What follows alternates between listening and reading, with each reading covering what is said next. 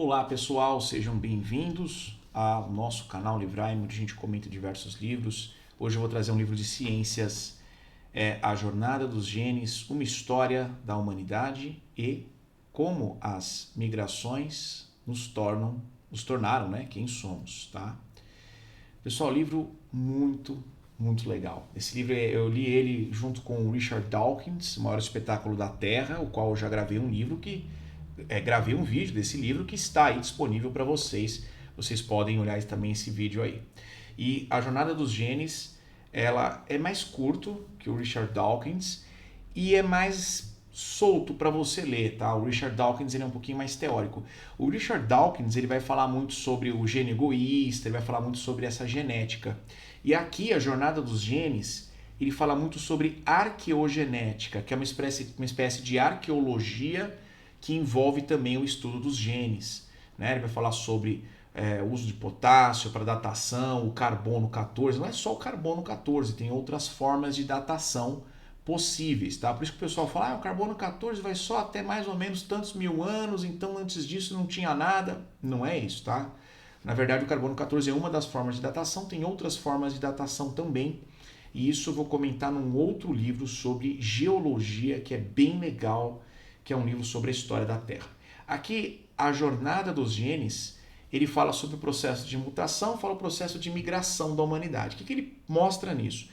A grande parte da humanidade faz o processo migratório com base em problemas climáticos. E nós estamos entrando agora, hoje se fala muito do antropoceno, né? E aí você, olha como é legal a nossa trilha que fala de etimologia, né? Antropos, né? Quer dizer, a era dos homens, né? Que os homens alteraram tanto o meio ambiente que praticamente a gente entra numa crise humanitária por conta dos problemas climáticos. Então, quando a gente fala hoje nisso, a gente tem que ver que, de qualquer modo, independentemente desse problema que a humanidade enfrenta agora, o problema climático acompanha a humanidade por muitos e muitos anos e séculos. E milhares de anos, milhares, né? Porque, na verdade, esses problemas levam a humanidade a se movimentar.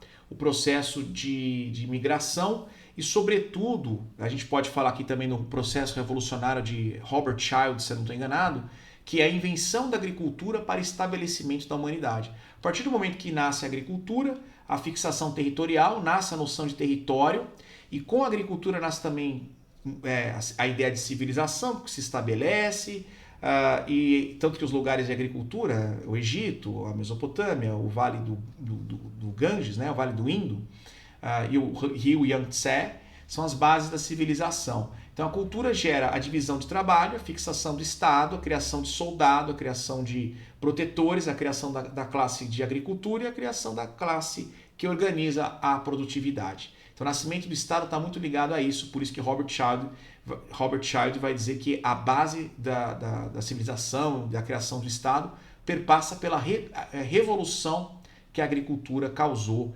na humanidade. Pois bem, aqui vai mostrar isso, como a humanidade esteve muitas vezes fugindo do frio, do calor, da fome. E ela, portanto, anda e transita. O livro mostra isso. Quando mostra que o DNA, eu até falo que o DNA é interessante porque ele forma o símbolo do infinito, né? Na Grécia, o símbolo do infinito grego é uma espécie de 8, né? Deitado. E é exatamente o símbolo do DNA, certo? Para agravar ainda mais essa situação simbólica, o símbolo, o caduceu de Hermes, que é o deus romano que está aqui, né?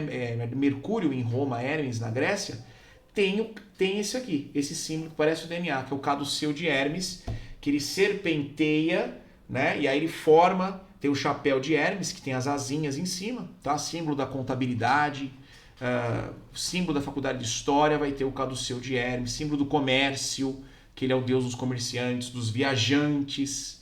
E olha que interessante, a gente fala aqui numa simbologia legal que o DNA é uma viagem, o DNA é o caminho que te faz permanecer no pool genético, né, os teus genes, e curiosamente é o caminho do Hermes, que é o deus que conduzia as almas à morada final, que é o Hades. E também é o símbolo do infinito, que é o 8, né, grego.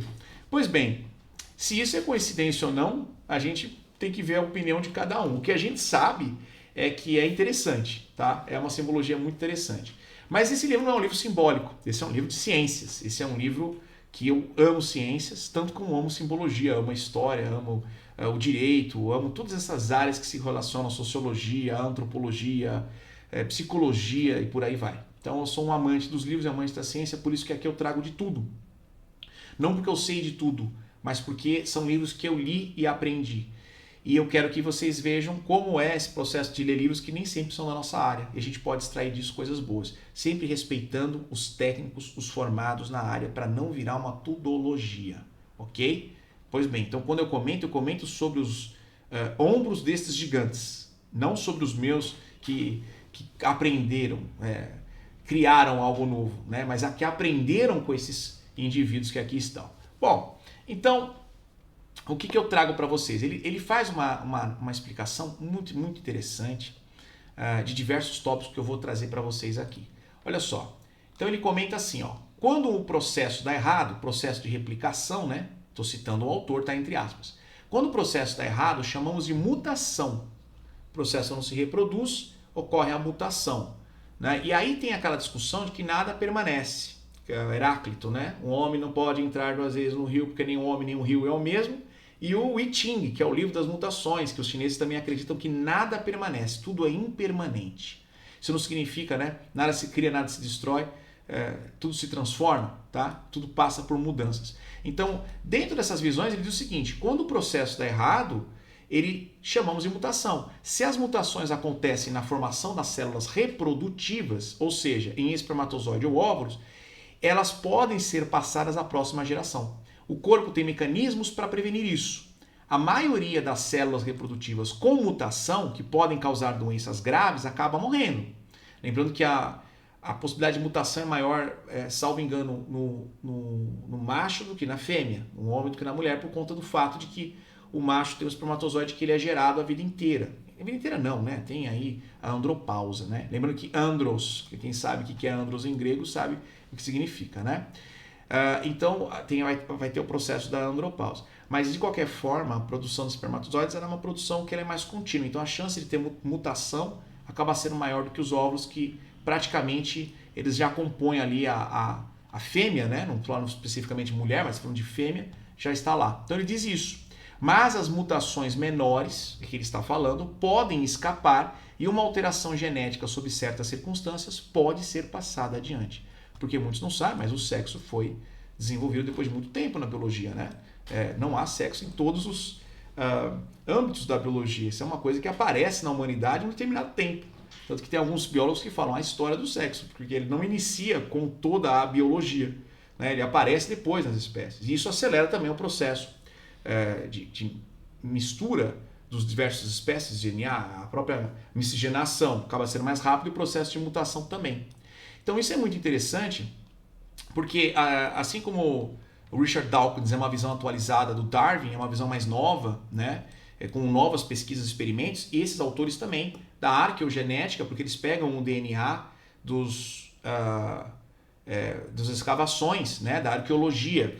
E é engraçado, ele até cita aqui a dificuldade que é para extrair esse DNA, porque ele chega a mencionar que um cientista estava pesquisando lá, eu não me recordo onde, se não me engano, no país nórdico, e ele pegou lá uma amostra e falou, bom, vou para o laboratório. Quando ele chegou no laboratório, descobriu que aquele DNA era o DNA praticamente de onde ele tinha vindo, aquele cientista. Porque ele chegou no DNA dele, que acabou contaminando aquela amostra.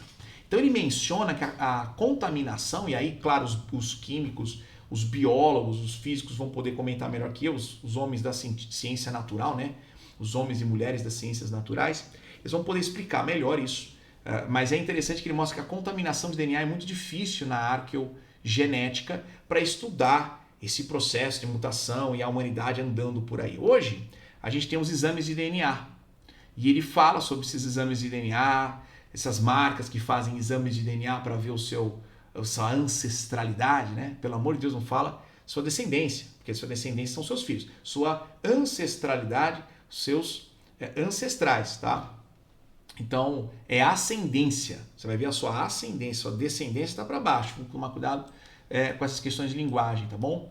Então, ele menciona o seguinte, a maioria das mutações não tem finalidade própria, ou elas não têm nenhum efeito sobre o organismo, ou elas o prejudicam e são negativamente selecionadas ou eliminadas. Nas raras exceções em que as mutações se mostram úteis para a sobrevivência e a reprodução, elas são positivamente selecionadas e se propagam pelo pool genético. O pool genético é aquela piscina de genes que estão conseguindo se reproduzir e se manter dentro do processo de seleção, tá? Conjunto de alelos de uma determinada população, impulsionando a evolução de modo permanente. Dessa forma, podemos descrever a evolução como uma interação de acidentes aleatórios, e aí, obviamente, as pessoas que não acreditam na aleatoriedade da vida criticam, sobretudo os criacionistas, mas os evolucionistas vão dizer que a vida é um grande aleatório, porque parece que o ser humano foi feito para a Terra.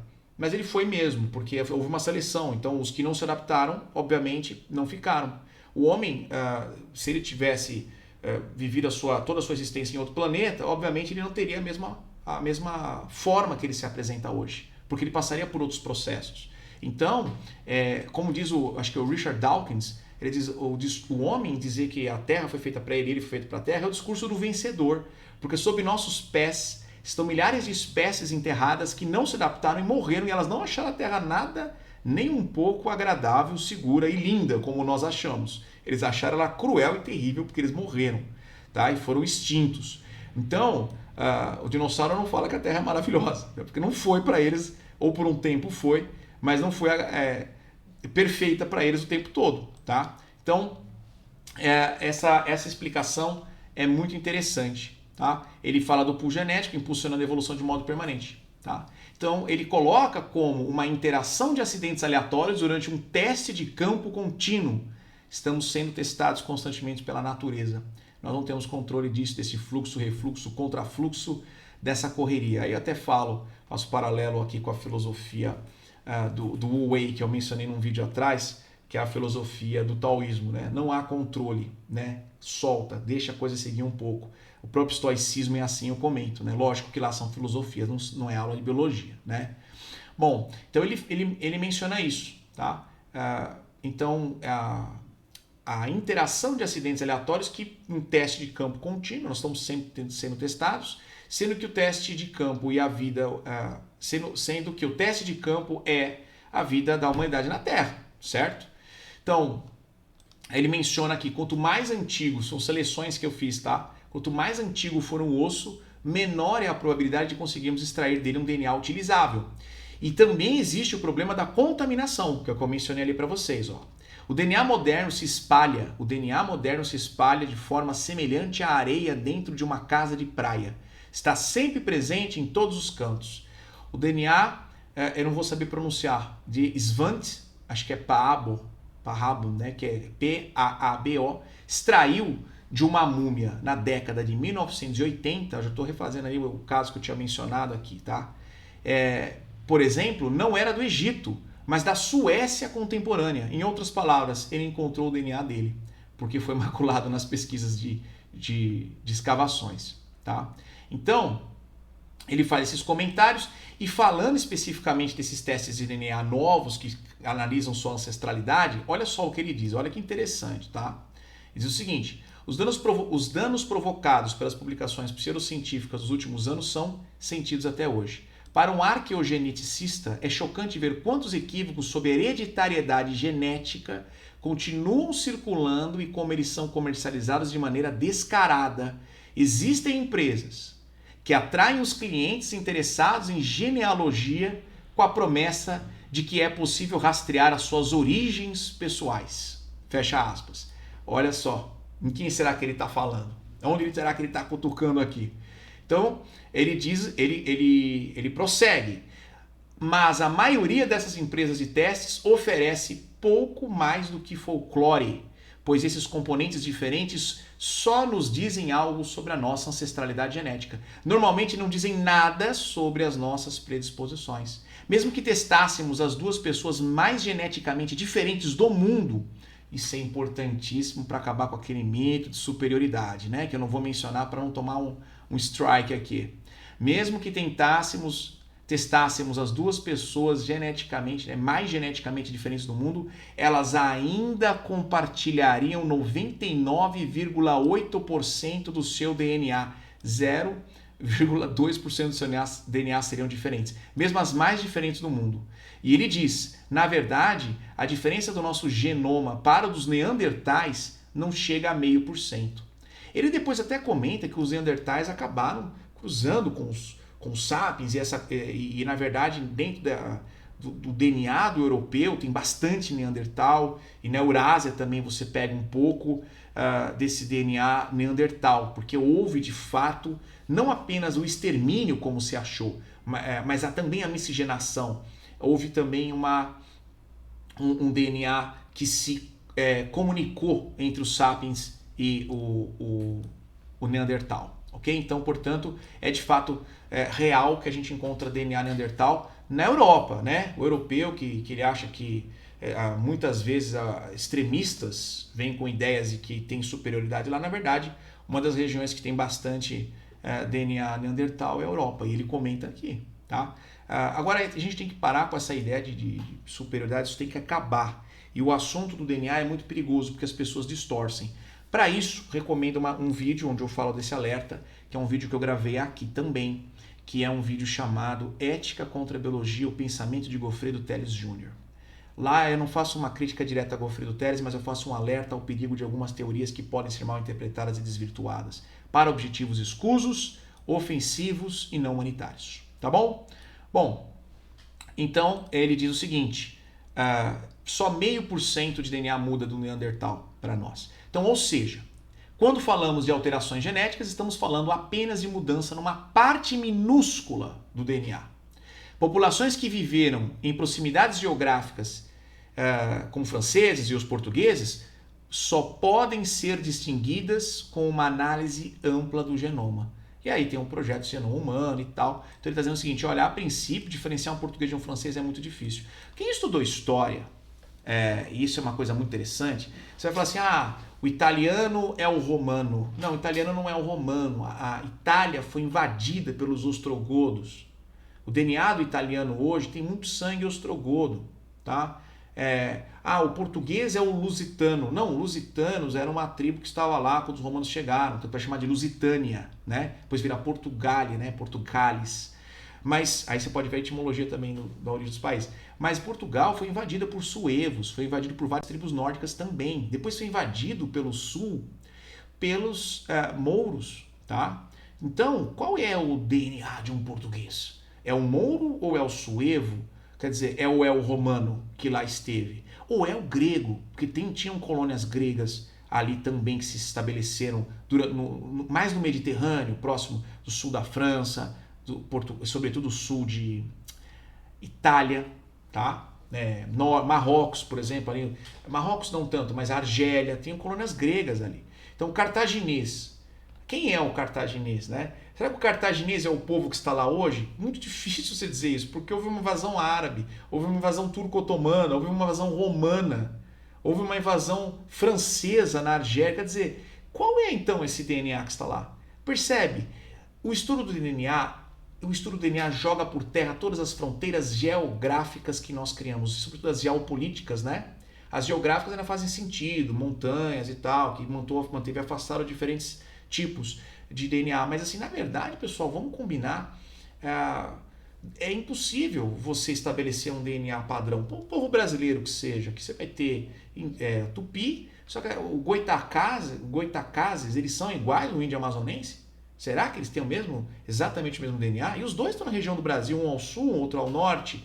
Aí você fala, então é o português. Não, mas português, mas teve muito espanhol aqui. Na região da Cisplatina, depois subiram ali para o Rio Grande do Sul, muitos espanhóis, tanto que a cultura dos pampas é praticamente multinacional, né? Ela envolve o Brasil, envolve o Uruguai, Paraguai, Argentina. E aí, como fica essa discussão, essa disputa da biologia com as fronteiras geopolíticas, né? Entre um francês e um holandês, será que tem tanta diferença assim? Ou entre um italiano do norte ali e um suíço, né? Já que ali você tem os Alpes, dali já vai para frente. A próprio Hannibal Barca, Hannibal Barca sai do norte da África e invade Roma pelo norte com seus elefantes. Possivelmente houve miscigenação também ali, não se estabeleceram por muito tempo. Então a gente não tem como definir esse DNA por fronteiras geopolíticas? Porque é óbvio que o indivíduo do Acre tem as semelhanças com o boliviano, que não vai às vezes encontrar no Rio Grande do Sul, mas os dois todos estão dentro do Brasil. Então é assunto polêmico, tem que ser visto com cuidado, porque há uma tendência de alguns pseudo-antropólogos e pseudopolíticos de desvirtuar como se houvesse um gene nacional. Isso não é assim, porque a nação é um vínculo muito mais sociológico. E para entender nação e Estado, eu vou recomendar outro vídeo meu. Assista o vídeo O Estado como Integração, de Hans Kelsen, onde ele fala exatamente que Estado não é só vínculo de amor institucional, de cultura, não é só vínculo de contrato social russoniano. Também é um vínculo de força. E isso foge do aspecto do DNA. Tá? Então, ele comenta assim, os neandertais e os denisovanos, ele vai falar dos neandertais e denisovanos, deviam ter se separado geneticamente 500 mil de anos atrás, não como presumimos inicialmente, 300 mil anos. Então são feitas atualizações nesses estudos.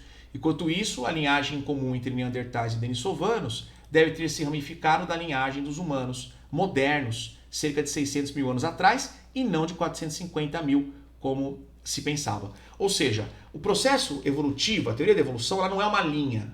Isso já está mais do que martelado, mas a mídia colocou aquele ancestral comum que vai crescendo e aí ele vai saindo daquela curvatura para ficar bípede e, portanto, se tornar o sapiens sapiens, o homem incrível que chegou na linha da evolução. Não é isso, porque na verdade os entroncamentos é uma árvore, são ramificações que se comunicam. O Neandertal ramifica, depois ele vai ter alguma relação com o Denisovano, vai ter alguma relação com os Sapiens e por aí vai. E aí tem o canal do Pirula, que é um canal excelente. Quem sou eu para discutir isso aqui se eu tenho pessoas com uma genialidade, uma formação muito maior? O que eu estou trazendo é apenas o livro, e não a teoria. A teoria você tem que aprender com quem? Com quem escreveu. Tá aqui, ó. Com quem escreveu, ou com os biólogos aqui das redes sociais, e que eles sejam protegidos, porque eles nos ajudam a tomar esses conhecimentos. A gente aprende bastante com eles. Tá? Bom, então, eu vou falar aqui desse outro trecho importante. Ó, em 2010, nossa comparação entre o genoma dos neandertais e o genoma dos humanos mostrou que europeus, asiáticos e australianos carregam em seu genoma de 2 a 2,5%. Vou repetir, de 2 a 2,5% do DNA dos neandertais, os europeus. Né? Imagine se essa informação tivesse chegado aí para quem falava sobre pureza, né? Então, nosso estudo gerou resultados semelhantes. Os povos nativos contemporâneos da Papua Nova Guiné e Austrália, descendentes dos homens modernos que há dezenas de milhares de anos saíram da África e chegaram até a região do Pacífico pela Ásia, têm 5% de genes denisovanos. Isso também apoiava ainda mais a teoria como Out of Africa. Essa teoria Out of Africa é saídos da África, né? Que nós teríamos saído da região da África mais próximo do Oriente da África, tá? Mas essa teoria tem se discutido muito. De acordo com a qual os seres humanos surgiram na África e de lá saíram para conquistar o mundo. É por isso que encontramos o DNA dos neandertais nos genes dos povos que vivem fora da África, presta atenção nisso, mas não nos povos da África subsaariana. Subsaariana é uma África mais isolada. Por quê? Aí eu vou ter que falar de geografia. Porque a África ela é dividida pelo Sahara, né? Que é Sahara, acho que vem do árabe, né? A gente fala Saara, mas é Sahara. Para quem não sabe, eu vou falar de etimologia agora, eu vou falar de linguagem. O estado do Ceará tem esse nome porque os portugueses achavam que era seco igual ao Saara. Então Ceará, Sahara, que é árabe, chega para lá. Que loucura, hein? Bom, e geograficamente os ventos do Saara, de fato, descem até a Amazônia e até o Nordeste brasileiro, eles chegam por lá, tá? Isso geograficamente falando, tá? Mas vamos lá, vamos voltar para cá. Então, quando ele fala especificamente dessa África subsaariana que manteve sem o DNA que ele comenta aqui, né? Que manteve sem o DNA específico do Neandertal, então ele coloca assim, você tem o Saara, tem a África ao norte do Saara, que essa sim miscigenou mais com os árabes que desceram tomando, e você tem a África ao sul, a gente fala às vezes abaixo, né? Mas não é localização geográfica, só para saber. Ao sul do Saara, nós vamos ter aquela África, onde vai ter a Costa da Mina, você vai ter Angola, você vai ter Congo, África do Sul, Moçambique, tá? Então, que hoje são esses países, tá? Os povos bantus que ficavam muito nessa região mais da África subsaariana. Lá o DNA se provou não ter o Neandertal. Olha só, né? Para aquele europeu, olha, não sei o que, europeu, vocês têm de 2 a 2,5% de DNA de Neandertal e a África subsaariana não tem tanto quanto vocês têm. Entendeu? Então percebe o seguinte, a visão das pessoas que tentam defender absurdos que a gente vê aí não comporta, tá? Porque toda a espécie humana ela tem uma proximidade de DNA gigantesca, ele já mencionou aqui. Não interessa onde você esteja. Isso mostra a solidez da teoria darwiniana também, porque ele vai trazer dentro desse aspecto uma solidez de outro nível, entende? Então, para estudar Darwin, você não pode pegar só os escritos dele de 1800 do século XIX. Você precisa pegar as novas teorias, as novas análises. Para estudar a evolução do homem, a teoria do Out of Africa, né? Saídos da África, você precisa pegar teorias mais modernas. Gente, é livro, não é técnico, não é paper. É um livro tranquilinho, é um livro super bem escrito, um livro agradável de ler, um livro que tem até imagem. E aí as pessoas ficam e não estudam, né? Olha, não vou comprar um livro de ciência porque eu não vou conseguir ler. Eu estou aqui com essa missão. Não porque eu sou técnico em biologia, já expliquei. Eu só falo como técnico do ponto de vista do direito, que é a parte que eu tenho formação, que sou advogado e professor, e a história que eu estudo, né? Estudo história constantemente. Mas assim, eu estou falando como um leigo que ousou estudar essas matérias. Então não tenha medo de estudar. Pior é você, eu não vou estudar porque não é da minha área, eu não sei, e depois sai falando besteira e ouvindo besteira e acreditando. Hoje o mundo da internet não nos permite ser focados apenas numa área. Você tem que conhecer várias, porque a quantidade de informação que chega é muito rápido e você não consegue fazer a drenagem no tempo certo para ver o que está certo e o que está errado se você não tiver um conhecimento básico de ciências. E o que salva a humanidade muitas vezes é a ciência. Então você vai ter dentro você vai ter a vacina, você vai ter o remédio, você vai ter tudo que você tem, a anestesia,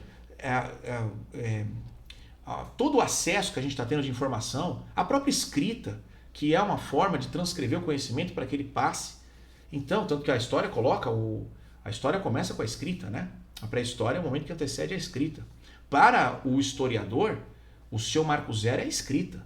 Então há um casamento entre letras, a faculdade de letras e a faculdade de história, né? Porque a faculdade de letras vai parir o início da história, porque a história é quando o homem escreve a sua história. E esse livro é isso. É o homem escrevendo sua história. Ele pegou o conhecimento científico, mas ele também está tentando criar aqui um transcurso, tá? Até vou virar aqui, ó, o símbolo do infinito, ó, e o desenho parecido com o do Caduceu de Hermes, que é o DNA, tá bom? Bom, vou dar continuidade aqui à leitura. Eu vou abrir aqui para que a gente possa continuar. Bom, então ele mostra muito isso, né? Então ele menciona o seguinte: há no mínimo 7 milhões de anos na África, a linhagem dos nossos ancestrais, que acabou levando aos humanos da atualidade, se ramificou a partir da linhagem da qual surgiram os chimpanzés. Então, o ancestral comum, o homem não vem do macaco e não vem do chimpanzé, ele tem um ancestral comum, que agora são nossos parentes vivos mais próximos. Olha só, diz que teve um árabe que já previa a possibilidade do homem e o chimpanzé ter algum tipo de proximidade. Um árabe escreveu isso lá, acho que na Baixa Idade Média. E depois Alfred Wallace e Darwin vão fazer estudos sobre isso. Não só Darwin, né? Então tem outros, o próprio Alfred Wallace vai dizer isso, tá? Mas ninguém falou que o homem veio do macaco. Isso é bobeira, tá? E que agora são nossos parentes vivos mais próximos. Como resultado, muitos hominídeos é uma expressão interessante para falar desses grupos, tá? Que tem essas proximidades diferentes, evoluíram. Tá? Ele vai dar um nome, Australopithecus e outros tantos que os técnicos conhecem, e vai mencionar inclusive o famoso fóssil Lucy, né? Com Y, que ele que viveu na África 3 milhões de anos atrás, né? E tinha uma semelhança muito grande com o chimpanzé, até mais do que com o humano moderno. Isso ele comenta aqui, ele chega a falar que o Homo erectus surgiu 1,9 milhão de anos atrás. Bom, então o livro explica sobre os exames de DNA que estão na moda. Se você ler isso aqui, peraí que eu derrubei aqui tudo. Se você ler isso aqui, ó, você vai aprender, portanto, bastante sobre esse exame. Será que esse exame é confiável? Será que não é confiável? Será que eu posso seguir? Tá? Será que eu posso segui-lo, o resultado lá como uma verdade absoluta? Ou será que é meio que uma inspiração, tem alguns elementos lá que precisam ser lidos com cuidado e tal? Bom, então ele menciona onde viveram os neandertais, porque a gente fala muito, mas geograficamente não posiciona, e a arqueogenética mostra isso. Então, portanto, os neandertais viviam numa faixa de terra entre a Península Ibérica e as montanhas Altai, principalmente ao sul dos Alpes, no que hoje é o sul da França, mas também no Oriente Próximo. Ok? Bom, ele menciona outra questão interessante, que é a capacidade de fala, que é feita pelo gene FOXP2, tá? Acho que é FOXP2, FOXP2, que é um gene que permite a fala. E ele é interessante porque os linguistas estão estudando isso, né? A gente tem Noam Chomsky discutindo linguagem, Daniel Everett discutindo linguagem. Olha só isso, que loucura. O gene FOXP2, ele é assim: se está presente, você pode falar, mas não necessariamente vai falar. Agora, se está ausente, você não fala. Perceba, ele não é determinante. Não é que ele está lá, você vai falar, mas a ausência dele é determinante para que você não fale. E olha que interessante ele falar isso. Peixes e camundongos também têm esse gene, mas não sabem falar. Mas sabemos que o gene FOXP2 tem um papel importante na capacidade de falar. Todos os indivíduos com um gene FOXP2 defeituoso perdem a habilidade de fala complexa. Assim como o osso hioide, o gene FOXP2 também se desenvolveu nos humanos depois da separação dos chimpanzés. Capacidade de fala, que o Aristóteles tanto falava que separava os homens dos animais, é logos. E logos, ou logoi, é a capacidade de análise crítica. Para os gregos, logos é palavra, mas também é raciocínio crítico. E olha como, de fato, a palavra e o raciocínio crítico se relacionam. Inclusive, são processados, muitas vezes, habilidades de fala em áreas que são voltadas para o raciocínio crítico. E no aspecto genético, o FOXP2 vem nesse sentido. Ele vem no sentido de mostrar que você tem capacidade de fala e, portanto, ele também aparece após a separação desse desmembramento da árvore contínua da genética. Pois bem, então ele termina dizendo: não há dúvida de que os neandertais eram humanos.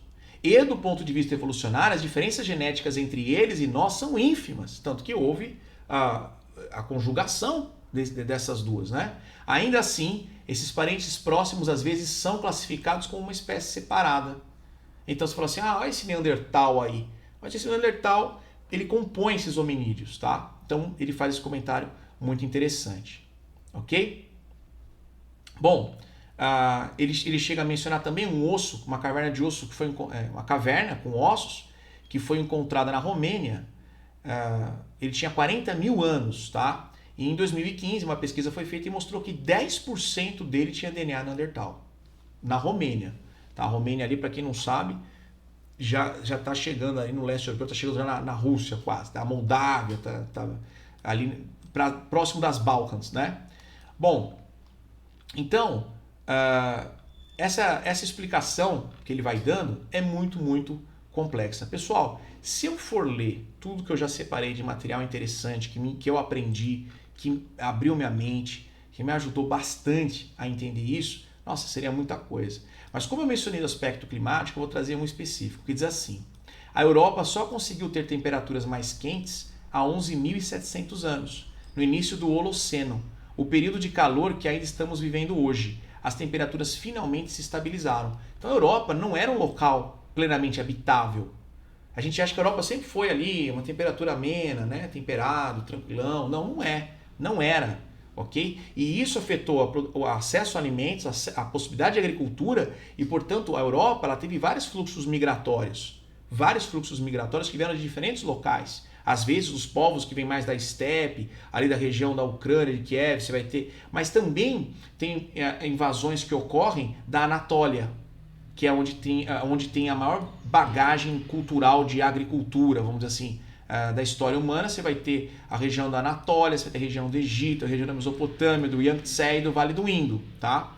Bom, então, essas questões climáticas, elas afetam tudo. E ele vai mencionar sobre esses movimentos, porque o livro fala sobre migrações. Então ele fala, olha só, as razões para isso estão no próprio Holoceno. Ele permitiu que a população crescesse sem parar, de acordo com estimativas atuais. Em 2050 alcançaremos a marca de 10 bilhões, ok? Misturar clima com existência e subsistência humana é básico. Ele diz que o aquecimento global significa que grandes territórios ao norte da Eurásia e do Canadá em breve poderão acomodar mais pessoas conforme os solos permafrost, que estão descongelando, se transformaram numa terra arável que poderá ser utilizada para alimentar mais pessoas. Mas o gás metano liberado dos solos nesse processo de descongelamento aqueceria ainda mais o clima. E ele vai continuar. O fim do Holoceno e o início de uma nova era do gelo acabará sendo um caminho, um cenário alternativo. Então, todos os dados climáticos que ele vai trazer aqui mostram essa movimentação, tá? E aí você vai ter o estudo dos geólogos e tudo mais, e, portanto, ele vai além, entra nos caçadores-coletores, o começo de tudo. Então, é um livro importante para quem qualquer pessoa que quiser estudar história. Outra parte que eu preciso pegar, que foi muito marcante para mim também, é que ele diz o seguinte: presta atenção que essa aqui é de ouro. Mas nada disso explica por quê. 8.000 anos atrás, os europeus centrais tinham a pele mais escura do que os imigrantes do sul. A resposta está na dieta das duas populações. Os caçadores-coletores absorviam vitamina D suficiente por meio de uma dieta à base de peixes e carnes. E os agricultores anatolianos, que é a Anatólia, próxima da Turquia hoje, né, tinham uma dieta quase toda vegetariana, complementada por laticínios, e não absorviam nenhuma vitamina D de peixes e carnes. O tom de pele desses primeiros agricultores sofreu pressão da seleção. Apenas os que tinham pele mais clara eram capazes de absorver a vitamina D suficiente. Então, ele vai além disso, e eu tenho um livro do Neil deGrasse Tyson que menciona algo muito legal, né, que ele fala a própria melanina da pele, que é mais forte no povo da África subsaariana, ele foi um desenvolvimento de adaptação pelo sol intenso. E ele explica isso como? Se você pegar os animais, normalmente, se você tirar a pelagem do animal, ele é branco, né? Só que o homem perdeu sua pelagem. E aí nós ficamos mais sujeitos ao sol. Tanto que o câncer de pele é um dos cânceres mais perigosos. No Brasil é perigosíssimo. Por quê? Porque nós não temos mais proteção. E aí, somado a questão de calvície e tal, a gente está mais sujeito a tomar sol. Então, em verdade, a pele, a melanina não foi baixando, ela foi aumentando por conta da nossa perda da proteção natural. E isso é mencionado no livro de Neil deGrasse Tyson, que é O Mensageiro das Estrelas. Ele comenta muito sobre isso. Eu vou trazer esse livro aqui também para vocês. Neil deGrasse Tyson foi até um aluno, um discípulo de Carl Sagan. Bom, se eu ficar lendo todo o livro, e eu já estourei bastante o tempo, nós vamos viajar aqui demais. Mas olha só que livro show de bola. Olha que coisa maravilhosa. Meus queridos, tem que ler, tá? Tem que ler para não falar besteira. E tem muito conhecimento aqui. Livro tranquilo, fácil. E aliás, o Richard Dawkins aparece comentando ele aqui, ó. Olha o Richard Dawkins aqui, ó. Olha lá. Um livro fascinante sobre a história antiga das migrações e o papel desempenhado por terríveis pandemias em nossa evolução recente. Incrível, né? Massas humanas se deslocam por conta de guerra, pandemia e alteração climática. E talvez a gente esteja vivendo isso na realidade atual. Pessoal, gostou do vídeo? Deixa like, se inscreva. Tem dúvidas biológicas? Procure um biólogo ou leia os biólogos. E aí a gente traz apenas os livros para quem incentive vocês que não são técnicos a ter alguns livros legais para poder ler, tá? Mas mesmo quem é técnico pode tirar proveito disso aqui. Um professor de escola pode trazer isso para os jovens lerem, porque é muito interessante, especialmente agora que está na moda os testes de DNA sobre ancestralidade. Meus queridos, um forte abraço para vocês. Deixe o seu like, se inscreva se você gostou. A gente vai se vendo nos outros vídeos aí. Um abraço. Quer comprar o livro? O link está aqui embaixo. Colabora com o canal sem custo adicional. Tchau, tchau.